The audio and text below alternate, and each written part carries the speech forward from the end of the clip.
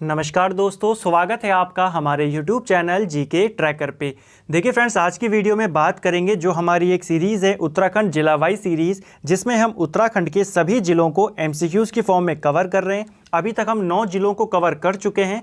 आज बात करेंगे 10वें जिले पिथौरागढ़ के बारे में। पिथौरागढ़ से जुड़े हुए यहाँ पे जो वस्तुनिष्ठ प्रश्न हैं उनको देखेंगे, उनसे जुड़े हुए और आपके कितने प्रश्न बन सकते हैं, सभी जो अतिरिक्त तथ्य हैं उनको हम इस वीडियो में कवर करेंगे ताकि आपका पूरा जिला कवर हो जाए। अगर आपने अभी तक इस सीरीज़ के जो प्रीवियस वीडियो हैं, प्रीवियस जिले हैं, उनको नहीं देखा है, आप प्लेलिस्ट में जाके उनको देख सकते हैं। साथ ही अगर आप इसकी क्विज़ करना चाहते हैं तो आप हमारे टेलीग्राम चैनल पर ज्वाइन कर सकते हैं। चलिए फ्रेंड्स, आज की वीडियो को शुरू करते हैं और वीडियो के एंड में आपको अपना स्कोर कमेंट करके बताना है कि आपके इनमें से कितने क्वेश्चन सही हुए। चलिए स्टार्ट करते हैं। आज का हमारा पहला प्रश्न है, किस जिले से अलग कर पिथौरागढ़ का गठन किया गया? तो देखिए, पिथौरागढ़ का जो गठन किया गया इसे चमोली जिले से अलग किया गया था। ठीक है, चमोली का ही हिस्सा था, उससे इसको अलग किया गया। हालांकि दोनों का जो स्थापना की गई वो एक ही साथ की गई 1960 में। ठीक है, लेकिन चमोली के हिस्से से इसको अलग किया गया। तो 1960 में 3 जिले बनाए गए थे, जो 3 उत्तराखंड के सबसे बड़े जिले हैं, उत्तरकाशी, चमोली और पिथौरागढ़। इन तीनों का गठन 1960 में होता है। पिथौरागढ़ नंबर 3 पर आता है। इससे जुड़े हुए अगर कुछ अन्य तथ्यों की मैं बात करूं, तो अगर आपको पूछा जाए उत्तराखंड का सबसे पूर्वी जिला कौन सा है, तो सबसे पूर्वी जिला भी हमारा पिथौरागढ़ है। इसके अलावा पिथौरागढ़ को छोटा कश्मीर यानी कि मिनी कश्मीर भी कहा जाता है। पूछा जाता है उत्तराखंड में छोटा कश्मीर किसको कहते हैं? पिथौरागढ़ को कहते हैं। और एक क्वेश्चन और याद रखना, राजीव गांधी ने पिथौरागढ़ की तुलना स्विट्जरलैंड से करी थी, ये भी आपको याद रखना है। ठीक है फ्रेंड्स, चलिए अगला प्रश्न है, पिथौरागढ़ में विधानसभा की कौन सी सीट आरक्षित है? पिथौरागढ़ में विधानसभा की कुल मिलाकर 4 सीटें हैं। चारों के नाम है डीडीहाट, पिथौरागढ़, गंगोली हाट और धारचूला। इनमें से एक सीट है जो SC कैटेगरी के लिए रिजर्व्ड है, वो सीट है ऑप्शन सी गंगोली हाट। ये आपको याद रखना है। ठीक है, अगला है, राज्य का सर्वाधिक अंतर्राष्ट्रीय सीमा वाला जिला कौन सा है? तो सबसे लंबी जो अंतर्राष्ट्रीय सीमा बनाता है वो बनाता है पिथौरागढ़। पिथौरागढ़ नेपाल से भी सीमा साझा करता है और तिब्बत यानी चीन से भी अपनी सीमा साझा करता है। नेपाल से लगने वाले जिले पूछेगा तो आता है पिथौरागढ़, फिर चंपावत और फिर उधम सिंह नगर। अगर चीन से लगी हुई अगर हम बात करें उत्तराखंड के जिले कौन से हैं, उत्तराखंड के 3 सबसे बड़े जिले चीन के साथ लगते हैं। कुल मिलाकर कितने जिले उत्तराखंड के ऐसे हैं जो अंतर्राष्ट्रीय सीमा बनाते हैं? तो वो है 5 जिले। ठीक है, अगला प्रश्न है, किस स्थान से 8 ताम्र मानव आकृतियां प्राप्त हुई हैं? तो पिथौरागढ़ में एक जगह से हमें 8 ताम्र मानव आकृतियां मिली हैं, वो जगह है ऑप्शन बी बनकोट। अगला प्रश्न है, पिथौरागढ़ का प्रसिद्ध थल मेला प्रतिवर्ष कब लगता है? तो देखिए, ये जो थल मेला है ये लगता है जलियांवाला बाग हत्याकांड जो हुआ था उसकी स्मृति में ये मेला लगता है। और अगर आपको पता है कि वो हत्याकांड कब हुआ था तो आप बता देंगे कि यह मेला कब लगता है? 13 अप्रैल को। हत्याकांड कब होता है? 13 अप्रैल 1919 को। और इस मेले की शुरुआत, थल मेले की शुरुआत ये होती है 1940 से। तो 13 अप्रैल 1940 से इस मेले की शुरुआत हुई। आपको पूछा जाएगा कौन सा मेला जलियांवाला बाग हत्याकांड की स्मृति में लगता है, तो थल मेला लगता है जिसकी शुरुआत 1940 में हुई। इसके अलावा पिथौरागढ़ में और भी कुछ अन्य मेले लगते हैं, जैसे कि बौराणी मेला। इसको नोट कर लेना, पूछा जाएगा बौराणी मेला कहाँ लगता है? पिथौरागढ़ में लगता है। मोष्टा मानू मेला ये कहाँ लगता है? ये भी पिथौरागढ़ में लगता है। इसके अलावा चौपखिया मेला और मल्लिका अर्जुन मेला, ये सारे मेले पिथौरागढ़ में लगते हैं। इन चारों के आपको नाम पता होने चाहिए। अगला प्रश्न है, पिथौरागढ़ स्थित ओम पर्वत की खोज किसके द्वारा की गई? तो देखिए, जो ओम पर्वत है पिथौरागढ़ में, इसकी खोज करी थी विपिन चंद्र पांडे जी ने। ऑप्शन सी इसका सही आंसर है। और इसी ओम पर्वत को छोटा कैलाश या आदि कैलाश भी कहा जाता है। तो आपको पूछा जाता है किस पर्वत को छोटा कैलाश कहते हैं? ओम पर्वत को। लोकेशन कहाँ पर है? पिथौरागढ़ में है। और इसकी खोज विपिन चंद्र पांडे ने करी थी। ठीक है, अगला प्रश्न है, नारायण स्वामी द्वारा किस वर्ष पिथौरागढ़ में नारायण आश्रम की स्थापना की गई? तो देखिए, नारायण स्वामी ने नारायण आश्रम कहाँ स्थापित किया? पिथौरागढ़ में। पिथौरागढ़ की कौन सी जगह पर स्थापित किया अगर पूछा जाता है तो धारचूला के अंदर। ठीक है, धारचूला जो तहसील है वहाँ पर स्थित है नारायण आश्रम। किसने स्थापित किया? नारायण स्वामी ने। इन्हें मौनी बाबा के नाम से भी जाना जाता है, तो ये भी आपको याद रखना है इनका अन्य नाम। ठीक है, ये किस अन्य नाम से जाने जाते हैं? मौनी बाबा।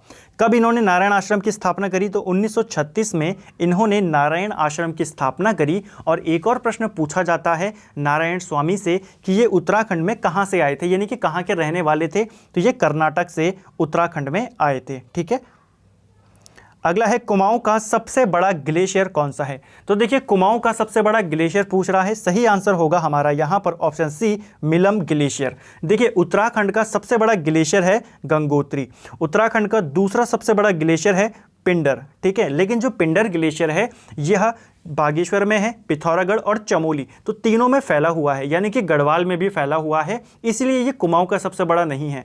शुद्ध रूप से कुमाऊं का सबसे बड़ा पूछेगा तो वो है मिलम ग्लेशियर, और इसी ग्लेशियर से निकलती है गौरी गंगा।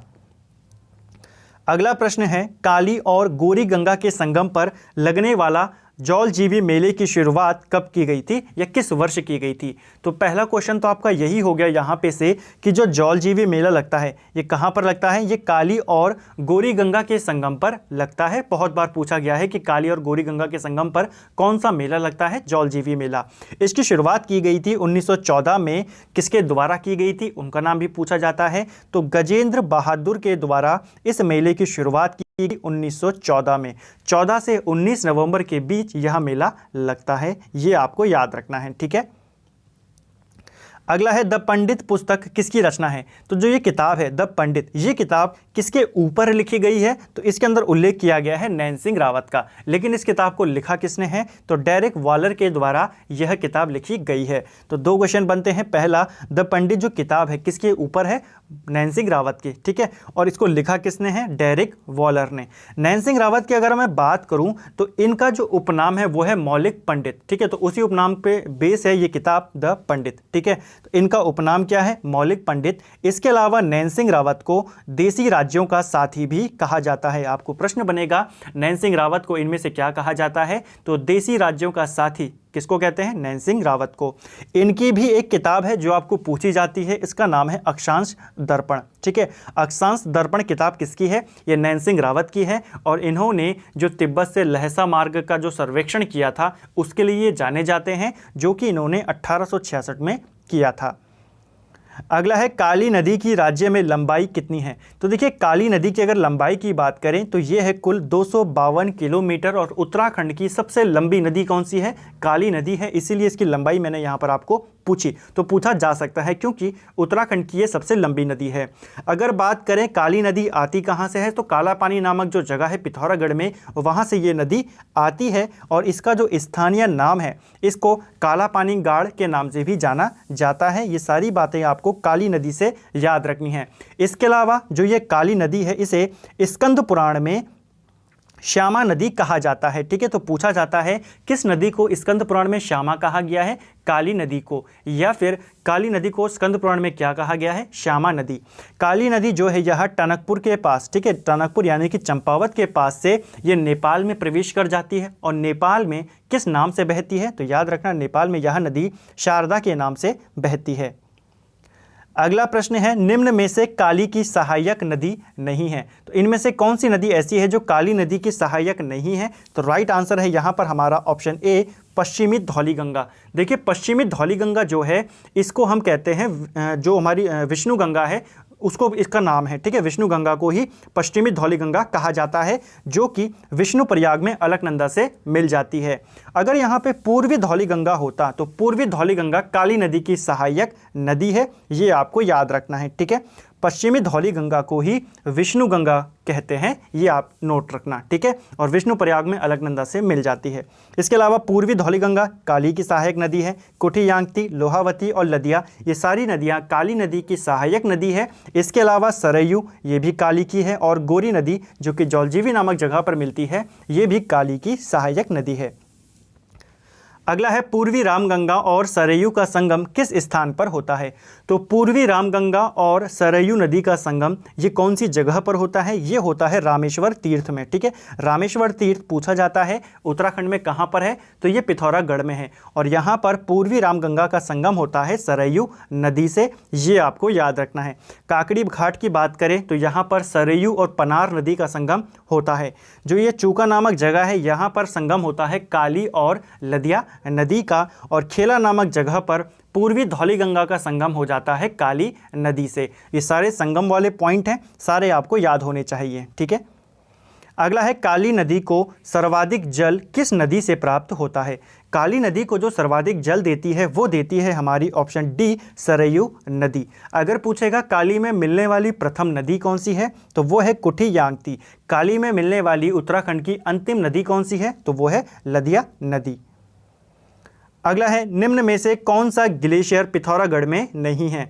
तो ये कौन सा ग्लेशियर है इनमें से जो पिथौरागढ़ में नहीं आता है। काफ़ी सारे ग्लेशियर हैं पिथौरागढ़ में। यहाँ पे जो सही आंसर है वो है हमारा ऑप्शन ए कफनी ग्लेशियर। देखिए ये जो कफनी ग्लेशियर है ये आता है बागेश्वर में। इसके अलावा रालम ग्लेशियर और पिनौरा ग्लेशियर ये दोनों पिथौरागढ़ में हैं। और इनके अलावा मिलम ग्लेशियर हो गया, नामिक ग्लेशियर, हीरामणि ग्लेशियर और पॉन्टिंग ग्लेशियर, ये सभी ग्लेशियर हमारे पिथौरागढ़ जनपद में आते हैं। अगला है किस देवी या देवता को रणभूमि में गए जवानों की रक्षक माना जाता है।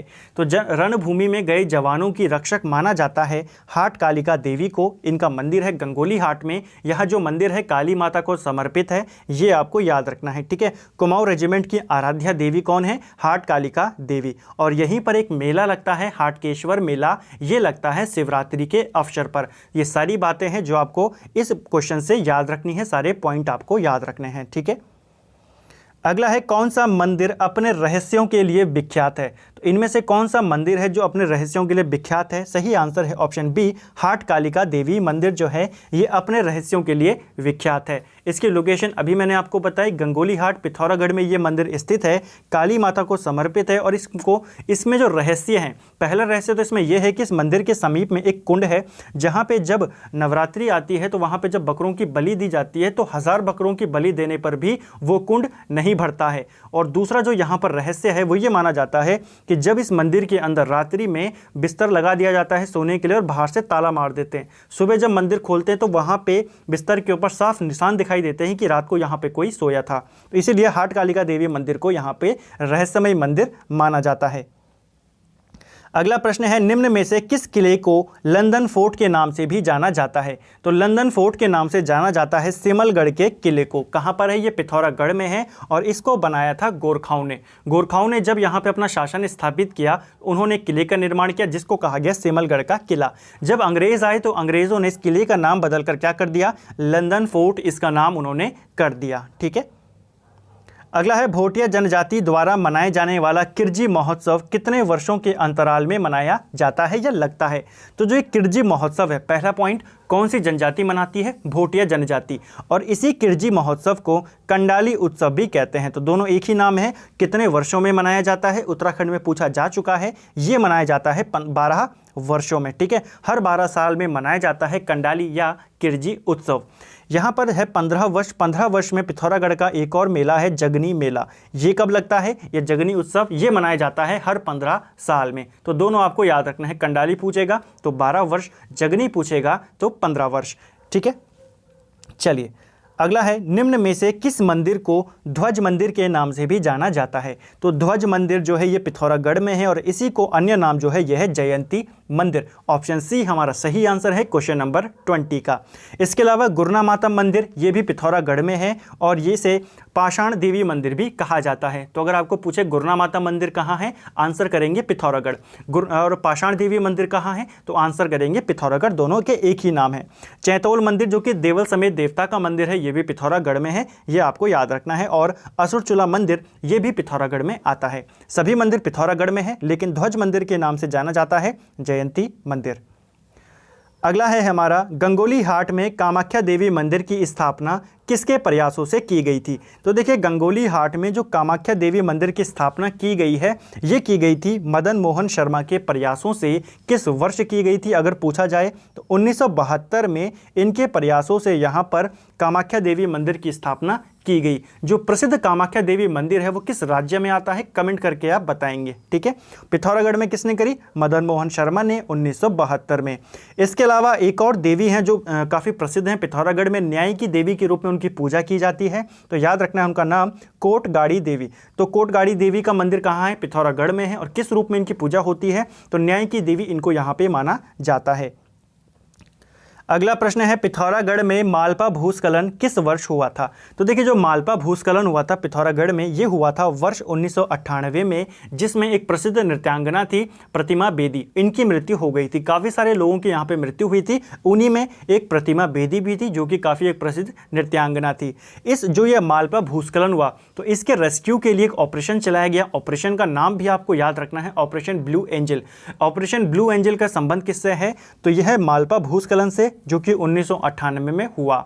जब केदारनाथ आपदा आई थी तो उससे कौन सा ऑपरेशन था? वो था ऑपरेशन सूर्य होप। ठीक है, तो दोनों आपको याद रखने हैं। और एक और चीज़ याद रखनी है कि भारत और नेपाल इन दोनों का युद्ध अभ्यास होता है पिथौरागढ़ में। किस नाम से होता है? तो वह है सूर्य किरण। ठीक है, कंफ्यूज मत करना, सारी अलग अलग है। किस गुफा को अजंता व एलोरा की गुफा के समान माना जाता है? तो देखिए ऐसी कौन सी गुफा है जिसकी तुलना अजंता और एलोरा की गुफाएं जो हैं उनके साथ की जाती है? तो सही आंसर है पिथौरागढ़ का है जो पाताल भुवनेश्वर गुफा। ये पाताल भुवनेश्वर गुफा, इसके अंदर 33 करोड़ देवी देवताओं का ऐसा माना जाता है कि निवास स्थान है, और इसकी तुलना की जाती है अजंता और एलोरा की गुफाओं से। एक और क्वेश्चन यहाँ पे याद रखना, देखिए एलोरा में एक कैलाश मंदिर है। ठीक है, तो एलोरा के कैलाश मंदिर से तुलना की जाती है एक हथिया देवाल की, जो कि पिथौरागढ़ में ही है।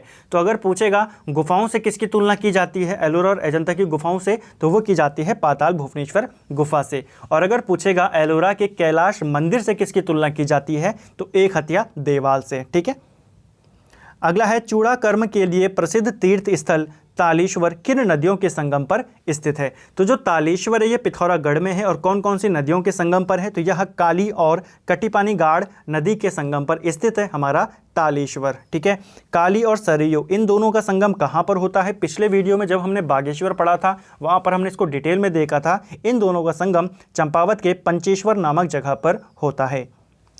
अगला है किस स्थान को हरिद्वार के समान माना जाता है? देखिए जो मुनस्यारी के लोग हैं पिथौरागढ़ में, और जो धारचूला साइड के लोग हैं, निवासी हैं, उनके लिए छिपला केदार का वही महत्व है जो इधर के लोगों का हरिद्वार के प्रति है। तो हरिद्वार के समान माना जाता है छिपला केदार को। कहाँ पर है? पिथौरागढ़ में है, ये आपको याद रखना है। ठीक है, चलिए अगला है जौहार क्षेत्र का प्रवेश द्वार किसे कहा जाता है? तो जौहार क्षेत्र का प्रवेश द्वार ये मुनस्यारी को कहा जाता है। पूछा जाता है मुनस्यारी का प्राचीन नाम क्या है? तो मुनस्यारी का जो प्राचीन नाम है वो है तिकसेन। तो ये भी आपको याद रखना है। इसके अलावा एक प्रसिद्ध मंदिर है मुनस्यारी में जिसका नाम है मिलकटिया देवी मंदिर। तो मिलकटिया देवी मंदिर ये कहाँ पर है? तो ये भी हमारा मुनस्यारी में स्थित है। मुनस्यारी से ये 3 पॉइंट आपको याद रखने हैं। अगला है मुनस्यारी में ट्राइबल हेरिटेज म्यूजियम की स्थापना किसने करी थी? तो देखिए जो ट्राइबल हेरिटेज म्यूजियम है कहाँ पर है? पिथौरागढ़ के मुनस्यारी में है। पता तो चल जाता है कि अगर ऐसा नाम है तो पिथौरागढ़ में होगा, लेकिन लोकेशन भी कई बार डिटेल में पूछ लेता है, तो मुनस्यारी याद रखना।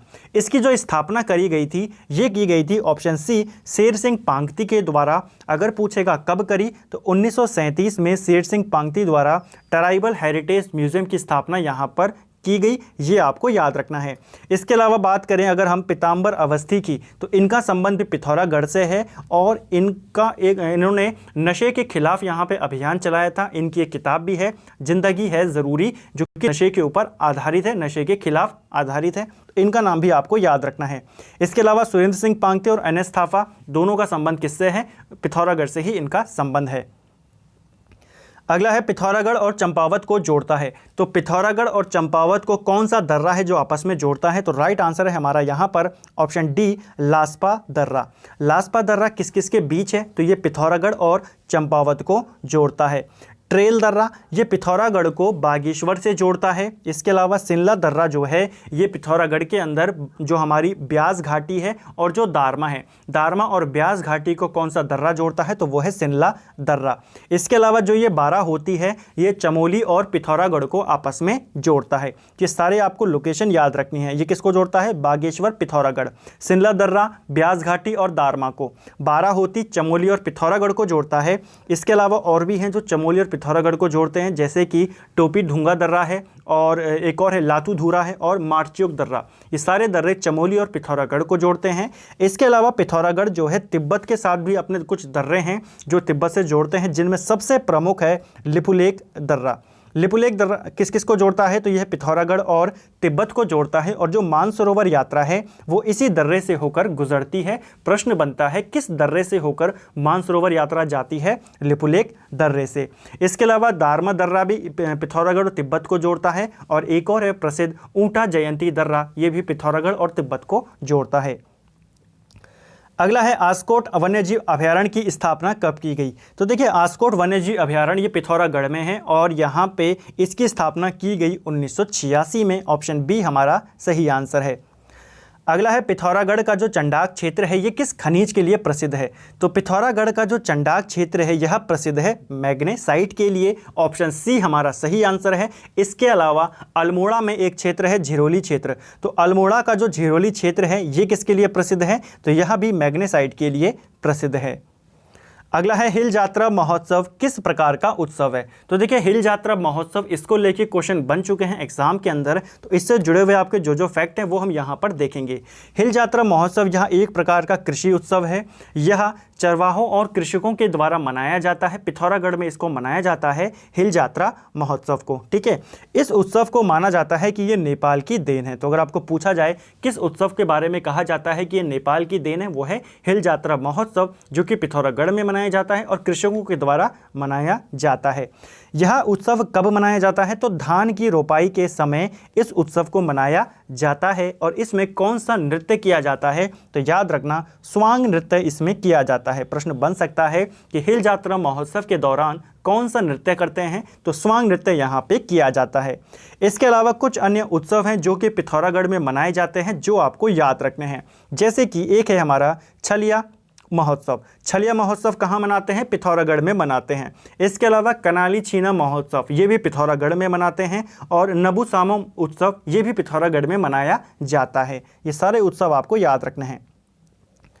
अगला है उत्तराखंड कितना सच और कितना छल किसकी पुस्तक है। तो उत्तराखंड कितना सच कितना छल ये किताब लिखी है, ऑप्शन बी हमारा सही आंसर है, सुरेंद्र सिंह पांगती की। इनका संबंध भी पिथौरागढ़ से है और इन्होंने सामाजिक कार्य करने के लिए एक संस्था का गठन किया जिसका नाम है धाद। तो धाद नामक संस्था का स्थापना किसने करी, ये करी है सुरेंद्र सिंह पांगती ने। इन्हीं की किताब है उत्तराखंड कितना सच और कितना छल, ठीक है।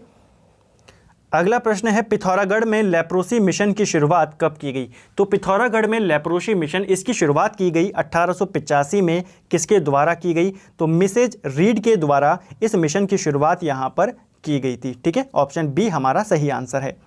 अगला है स्वतंत्रता संग्राम में पिथौरागढ़ का योगदान किसकी रचना है। तो देखिए स्वतंत्रता संग्राम में पिथौरागढ़ का योगदान ये रचना है ऑप्शन बी जगत सिंह चौहान की। ऑप्शन बी हमारा सही आंसर है। अगर यहाँ पर क्वेश्चन होता स्वतंत्रता संग्राम में कुमाऊं का योगदान, तब आंसर होता इंद्र सिंह नयाल।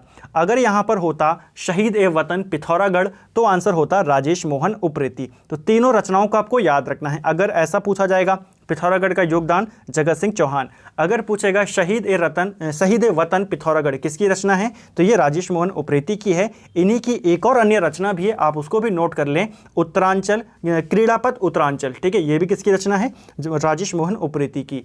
और स्वतंत्रता संग्राम में कुमाऊं का योगदान होता तो वो रचना होगी इंद्र सिंह नयाल की।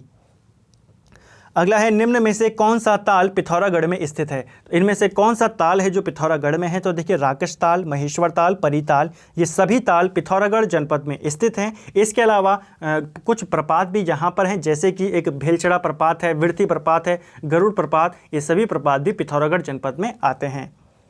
अंतिम प्रश्न है आज का, निम्न में से कौन सा बुग्याल पिथौरागढ़ में नहीं है। तो देखिए रहाली बुग्याल ये भी पिथौरागढ़ में है, खलिया टॉप बुग्याल पिथौरागढ़ में आता है, जोराई बुग्याल जो है ये टिहरी गढ़वाल में है, ठीक है। तो राइट आंसर क्या होगा यहाँ पर, ऑप्शन सी हमारा राइट आंसर है। ये टिहरी में है, बाकी के अन्य तीन हमारे पिथौरागढ़ में आते हैं।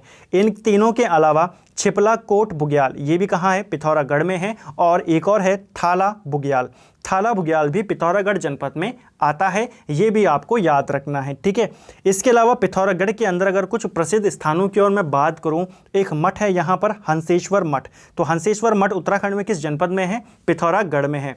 इसके अलावा जो आपको याद रखना है यहाँ से, पिथौरागढ़ में जो राजी जनजाति है उसका मूल स्थान भी पिथौरागढ़ को ही माना जाता है। यानी कि जो जाति है राजी जनजाति मूल रूप से कहाँ रहती है, अधिकतम वो रहते हैं पिथौरागढ़ में। और राजी जनजाति से आपके दो प्रश्न बनते हैं। पहला, उनकी भाषा को लेकर। उनकी भाषा क्या है? मुंडा। उनकी भाषा को मुंडा कहते हैं। और उनके आवास को क्या कहते हैं? उनके आवासों को कहा जाता है रौत्यूड़ा। तो ये दोनों प्रश्न आपके एग्जाम में पूछे जा चुके हैं। तो फ्रेंड्स, ये थे हमारे पिथौरागढ़ जनपद से जुड़े हुए 36 महत्वपूर्ण प्रश्नों को देखा। हर क्वेश्चन के साथ जितने आपके एक्स्ट्रा फैक्ट बन सकते थे वो सारे मैंने कवर करने की उनको कोशिश किया। उम्मीद करता हूँ आपके यहाँ से काफ़ी सारे क्वेश्चंस कवर हुए होंगे और पिथौरागढ़ जनपद जो है आपका अच्छे से क्लियर हो गया होगा। अगर आपको ये वीडियो पसंद आता है, वीडियो को लाइक करें, शेयर करें, चैनल पर अगर नए हैं तो सब्सक्राइब करें और साथ ही क्विज़ अगर आप करना चाहते हैं तो टेलीग्राम पर आप ज्वाइन कर सकते हैं। साथ ही आप हमें फेसबुक पे फॉलो कर सकते हैं। लिंक आपको नीचे डिस्क्रिप्शन में मिल जाएंगे। Thank you friends.